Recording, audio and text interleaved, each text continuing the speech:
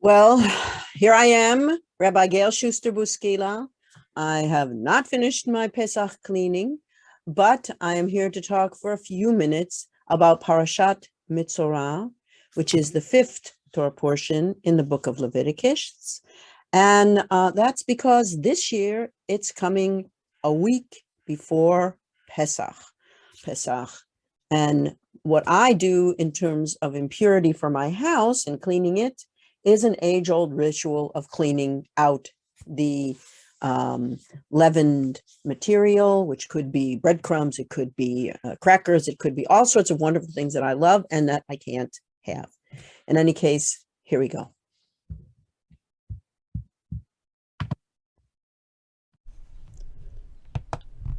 The title for today's discussion of Parashat Metzora is Getting Rid of Impurity.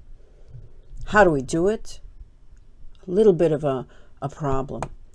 I'm going to be quoting from the online course by the scholar, Professor Shaye J. Cohen, called The Hebrew Bible, and I have transcribed some of what he said from Lecture 12 on P and the Priestly Religion, and a link to the entire lecture will be under this video. He begins by talking about the fact that impurity is not sin. He says, I think we're in a world similar to the sacrifices. We moderns are just plain flummoxed. Wonderful use of a very technical term. We don't have any idea what's going on here. The key point here, he says, to keep in mind that these impurities are nothing to do with sin and nothing to do with dirt. You can be dirty as anything, I love this, from top to bottom, and you're not impure according to P, which he, of course, has discussed earlier in his lecture, the priestly source of the Hebrew Bible. It has nothing to do with sin. Well, I'm sure we're all relieved about that, but still, if you're impure, what does that mean? For example, he talks about impurity as being normal, so you shouldn't be obsessive about it. Although there are a lot of rituals and sacrifices and things, apparently it just comes up. He says, in fact, if you're living a normal life in Israelite society, then impurity of the type described by P is almost inevitable. And I've added here, or you might develop a skin condition, which of course is one of the topics of Metzora, which we're not sure if it's leprosy, but that's a different discussion. In fact, in some cases, it's desirable. You have Israelites who are living a married life. He goes on, sooner or later, the woman is going to menstruate. Sooner or later, the woman, we hope, is going to have a baby. Sooner or later, you're going to bury a deceased relative, which is only proper and honorable. And all of these things and others will bring you into a state of impurity. It just is going to be out there. So, his most important question, which he gives a pretty good answer to, how does one get rid of impurity? His answer, P explains to you how to do it. Depending on the severity of the impurity, you might have to wash, bathe, wash your clothes, wait till nightfall, wait 7 days, and there are other things as well. But this is the point, that if impurity is part of the life of the children of Israel, whether they were in the desert or whether they were already living in the land of Canaan, in Eretz Yisrael, the land of Israel, they would come up against impurity. And I highly suggest that you watch the entire lecture. It is quite amazing.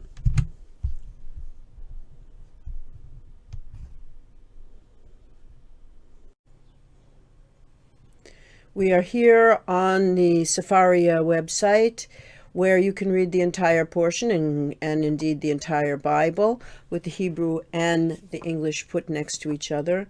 And here is the verse that deals with Metzora, HaMetzora leper. Whatever the leper is, that's a different story. It has to do with some sort of skin disease, but this is not my topic today. My topic is the purification ritual. By the way, I always remind you to click on the verse, and you can also find commentary. Not all of it is in English. In this case it is, but commentary that will help to inform these ancient problems and rituals.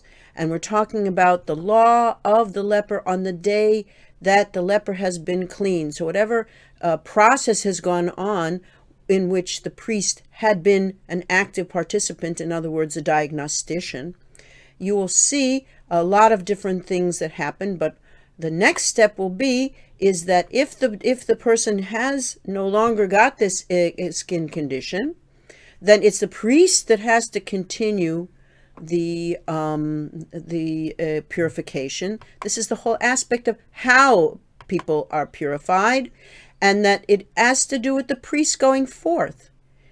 And it could be any priest. It is someone who that obviously would know what to do in the situation of this infection. Here we are on my website for the Midrashim that I have written for all of the Torah portions. And of course we are on Parashat Metzora, entitled Science or Curiosity.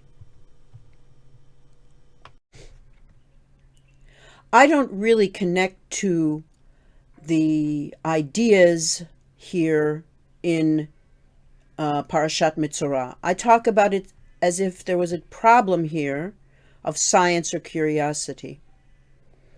And this is really the problem when I look at that verse that comes there from Leviticus, that this is a procedure for the day on the day of purification. And my midrash goes this way. The science of then is the curiosity of now. Antiquated, out-of-date medical tomes gather dust in libraries, but this one gets trotted out and read and discussed year after year. This time there seems to be no profound medical insight or lesson to be learned as we look back on these ancient practices. And that is really the case. We are not getting any insight into the problems of the person who would be impure and the transition that person makes to purity. My midrash continues to a specific person who has contracted this either skin disease or leprosy. We're really not sure. And as I said, we didn't find any information from the Torah portion about the person themselves. So my midrash asks, what could be a helpful prayer when it is our turn to face illness? Should it be a rousing chorus or a soft murmur of meditation? Should it be recited by someone who knows how to pray? And in Numbers verses 12 and 13, Miriam is the person who has contracted leprosy. The cloud lifted from above the tabernacle, and Miriam was leprous like snow. Moses cried out to Yahweh, saying, "Please, God, heal her." This is Moses praying for his sister to be healed. I hope you read the entire midrash. It's not too long, but it has quite a few ideas.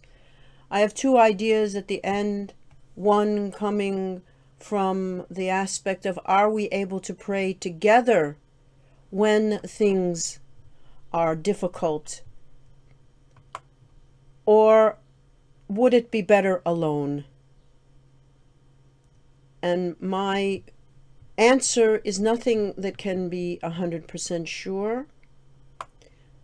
We are changed by illness and disease in ourselves and in others around us. It is like a journey that we have not planned and cannot avoid. Close the ancient tome now. Put it back on the shelf in the musty room until the next time. Sometimes the past has a vote, but the present may have the final veto.